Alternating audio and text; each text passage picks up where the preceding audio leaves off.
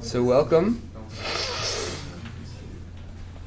Transformation from state space to classical representation is what we will be doing on Friday. And I wanted to mention that I sent you guys out things, print the notes through this. The last page of this in your notes is going to look, it's going to be covered with a bunch of stuff.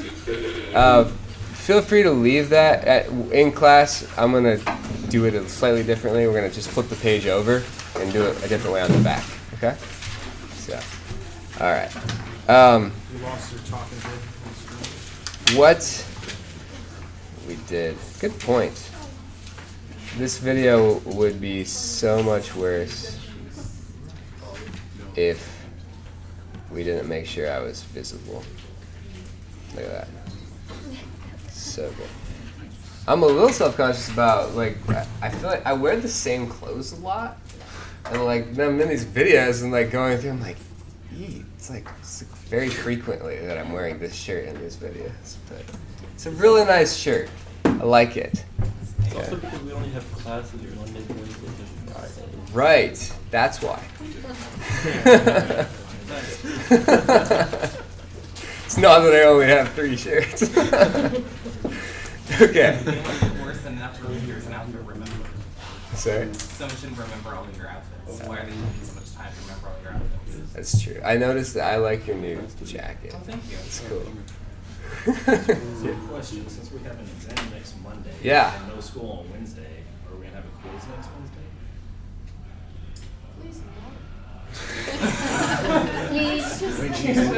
Lisa. Well, but it's over. So the problem is, it's over the material we're going to cover this week. And so if we didn't have a quiz over it, then you guys wouldn't have an opportunity to have a fire under you to do the homework. We'll revisit this. We need to get going, but we'll revisit this. Bring it up again. No. It's okay. We'll be fine. You'll be fine. We'll figure it out. Yeah. The thing is, those quizzes, once you've done the homework, the quizzes are easy. Right? How are you going to do the homework? The question, because I don't have a test on Monday, which means that I'm doing homework on my next week. Guys, give you an inch and you try to take a mile. We'll revisit the quiz thing. All right, so we're moving on to chapter 7 now in the textbook, Rowell and Wormley, System Dynamics and Introduction, in case we forgot what our textbook was.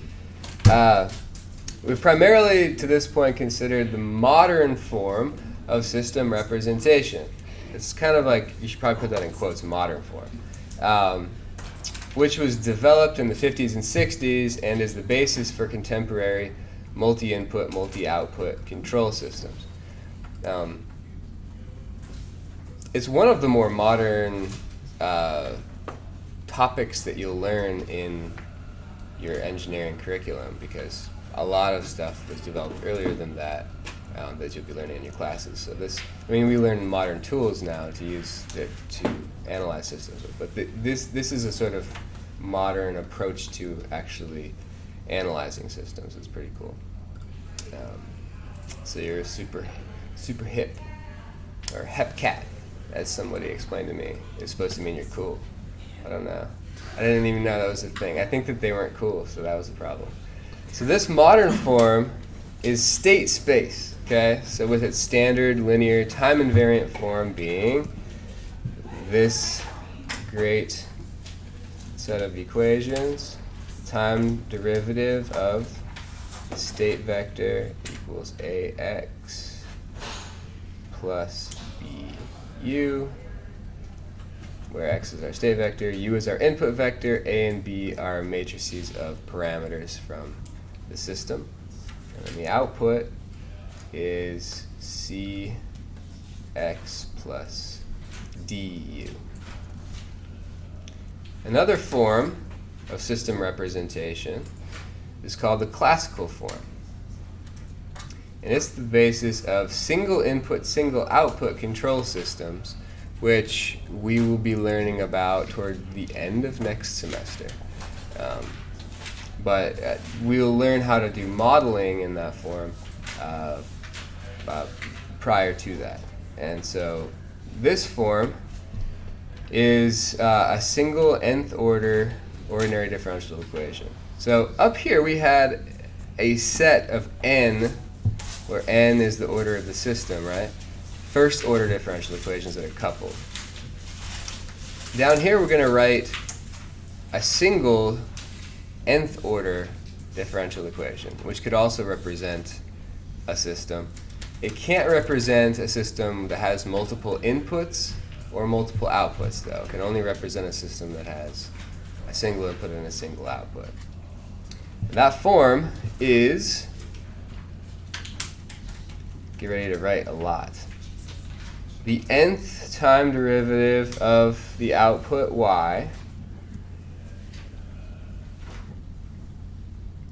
plus some coefficient an minus 1 times the n minus 1th derivative of y with respect to time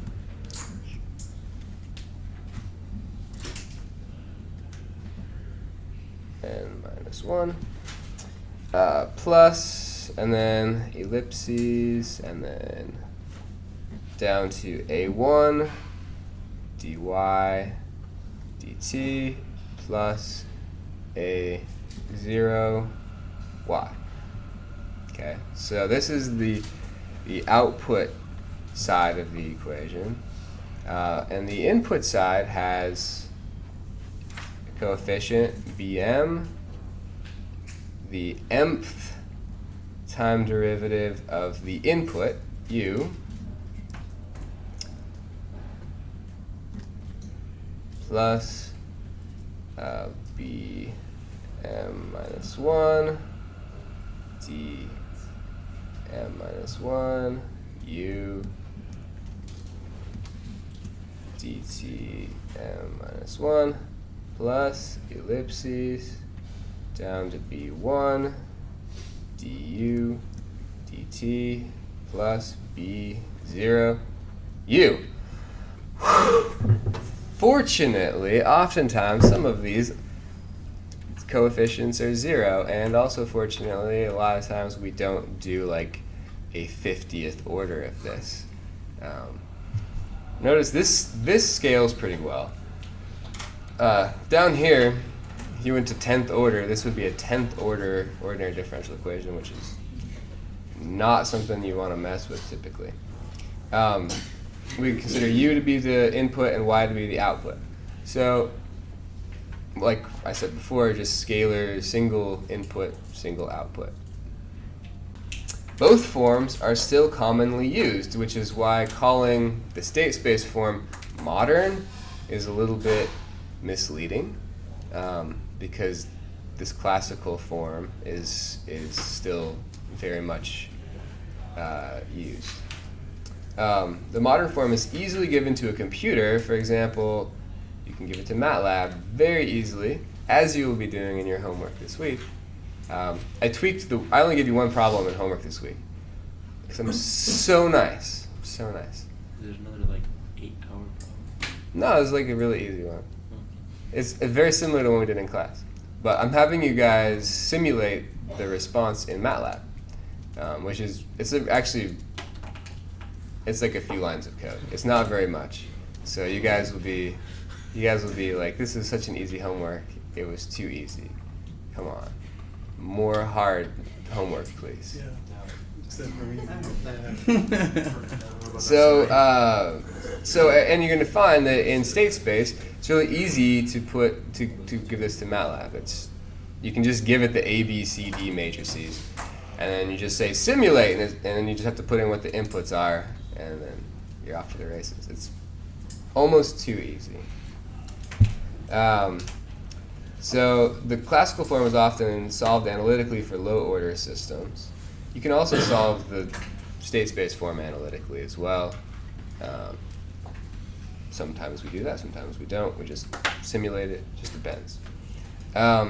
So we can describe single input, single output systems with a dynamic transfer operator. So here's an important term, which is why I put it in green.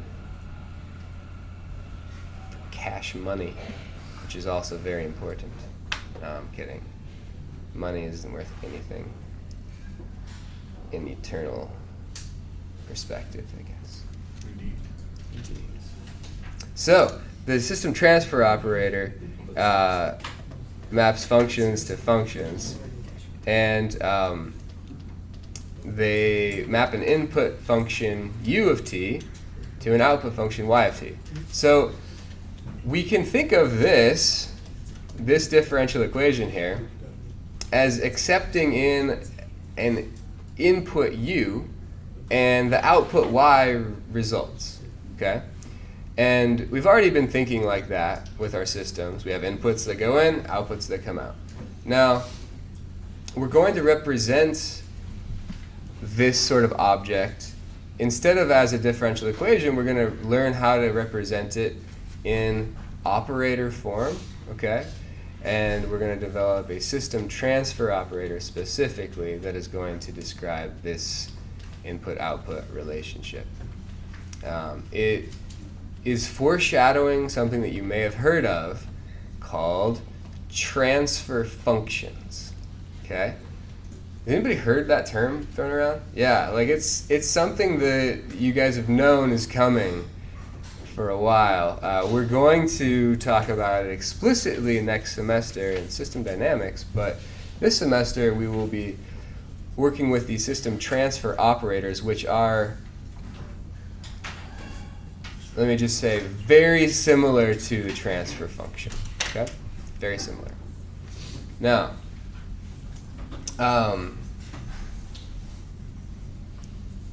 I also wanted to, before we leave this section, this input-output differential equation, have we dealt with this this far in the semester? Have we had input-output differential equations?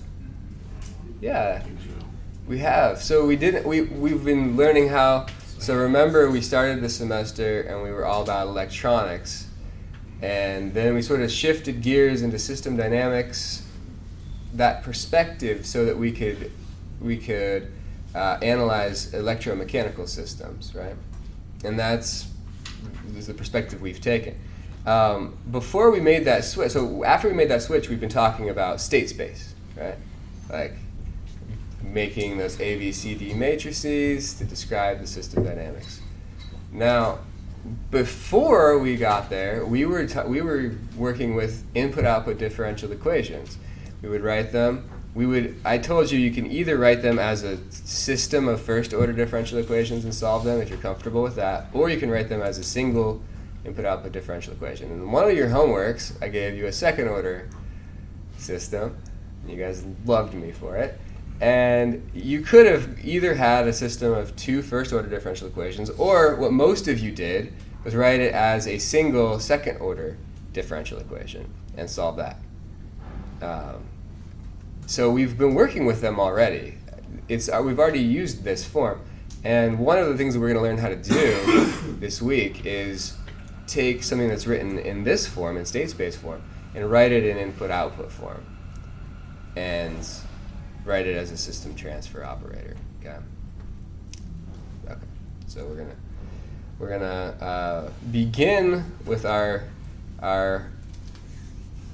thinking in terms of operators with block diagrams, and this is, in my own opinion, one of the, if not the most significant reasons for using this operator terminology and this operator way of thinking. So these operators are often represented graphically by a block diagram. So we've got an input that goes into this box here, and this box is the system transfer operator, okay, the dynamic transfer operator, or I will usually say system transfer operator. Both terms are fine. And the output comes out the other side of the box, okay? So it's we've used, thus far we've drawn circuit diagrams, right? and we've drawn linear graphs.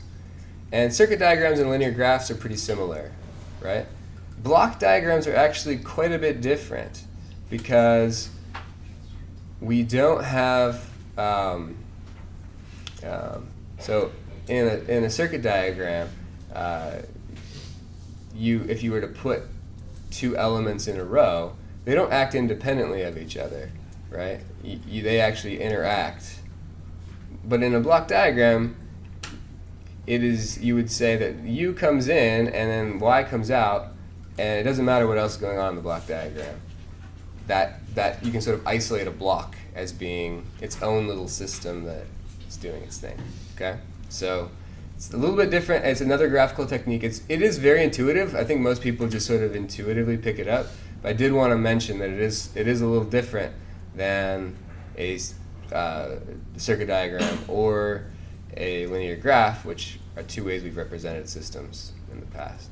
This isn't like going to be instead of a linear graph or a circuit diagram. It's just a different way of representing systems.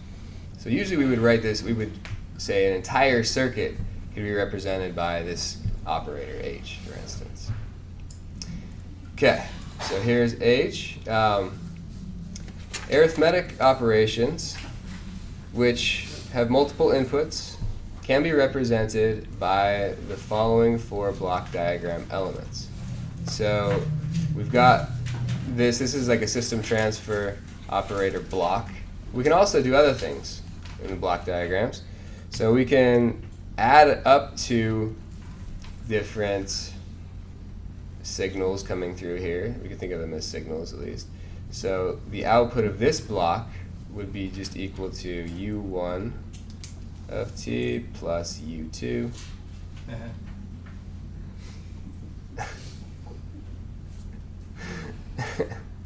That was funny. And you're going to get 3 more chances too. So here we have multiplication. So we'll do y of t equals, and that's just going to be U1 of 1 of t times U2 of t. And here we're going to subtract them. And it's almost too intuitive to write down, right? You can also divide. Yeah, and also there are going to be a little bit more complicated things, but block diagrams are actually, I think most of the time, pretty intuitive for people. So I don't think the other foot is necessarily going to fall on this one. I think the block diagrams make a lot of sense to people, which is why we use them. We use them because they make sense. All right. So primitive linear system operators. All the linear time invariant systems we consider in this class, okay, we only consider linear time invariant systems in this class, can be represented by the interconnection of 3 primitive operators. The constant scaling operator, which multiplies the input by a scaling factor k. So this is the block diagram representation. We would write this algebraically as y of t equals k times u of t. So it never explicitly says in this block diagram multiply this input by k, but that is what is implied when we look at the system. If you have a constant in a block here, it means multiply whatever comes in by this constant, and that's what your output is. So these block diagrams are just representing equations, right? So even if you get confused about what a block diagram means, you can just start writing equations and get a better feel for it. Oftentimes I think that the block diagram is a little bit more intuitive, unless the system gets really complex. When it gets really complex, it does tend to get less. It's hard to look at a really complex block diagram. You can also use the differential operator, which differentiates the input with respect to time. So if we were to write y of t here, so once again, there's just an equation that describes this too. Y of t is equal to s operating on u of t. Now,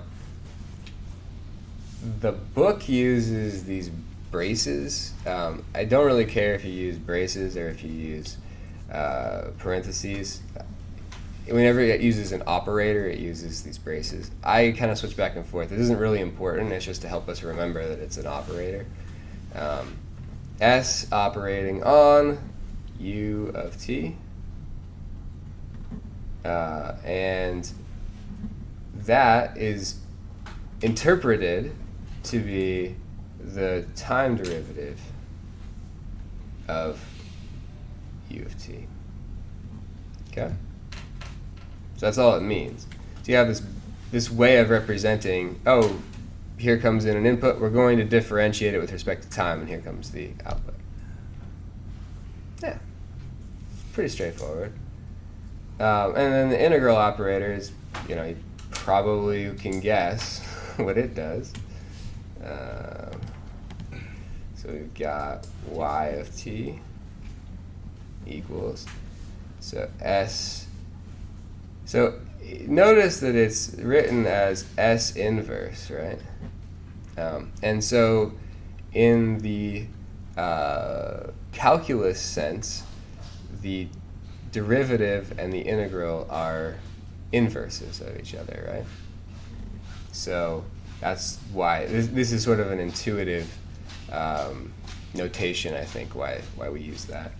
And that just stands for integral from 0 to t of f of t dt. But I probably shouldn't have used t. I probably should have used ta in there as a dummy variable. But I warned you, we're going to abuse notation in this class, even though we try not to. But we just did. And I didn't fix it on the fly because I don't know. Didn't want to. Okay. Horrible. How do you guys feel about that? That was all right, huh? Yeah. It was all right. Aim for I. That's my goal. All right.